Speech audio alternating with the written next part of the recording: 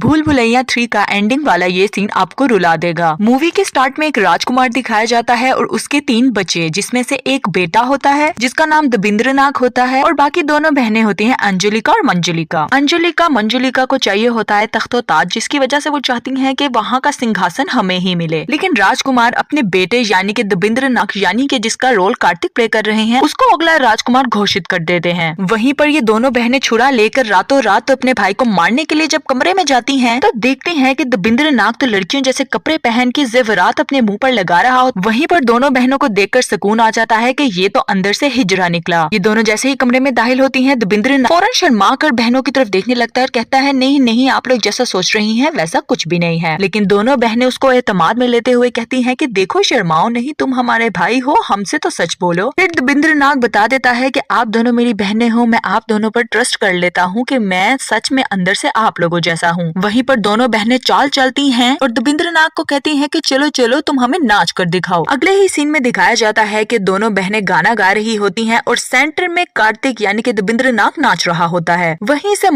अंजलिका को इशारा करती है कि जाओ, और अंजलिका अपने राजकुमार यानी कि अपने बाबा के पास जाके कहती है आए देखें जिसको आपने सिंहासन सौंपा है वो अंदर से कितना बड़ा मर्द है। जब राजकुमार वहाँ पर पहुँचता है तो वो देखता है कि दबिंद्रनाग लड़कियों वाले कपड़े पहन के नाच रहा होता है। वहीं पर दबिंद्रनाग को सजा सुना दी जाती है कि इसको जिंदा जला दिया जाए और दोनों बेटियों को राजकुमार ये सजा देता है कि अंजलिका पर दबिंद्रनाग को मारने का इल्जाम लगा देता है और दूसरी बहन को कहता है कि तुम्हारा इतिहास से ही मिटा दूंगा। और अगले ही सीन में दिखाया जाता है कि कार्तिक यानी कि दबिंद्रनाग को बुरी तरह से जला दिया जाता है। आप लोगों को रुला दिया कि नहीं इस सीन ने? कमेंट सेक्शन में जरूर बताएं।